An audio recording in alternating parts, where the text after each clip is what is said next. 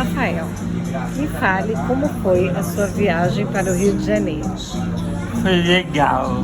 Só isso, é muito pouco. E as comidas, É, a piscina, a sauna, que mais? hotel,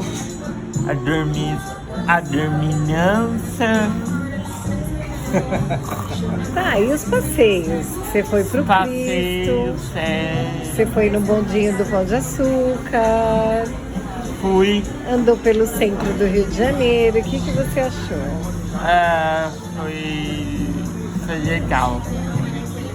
Você recomendaria isso para os seus Seguidores do seu canal?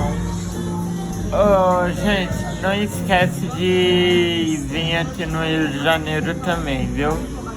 Tá bom.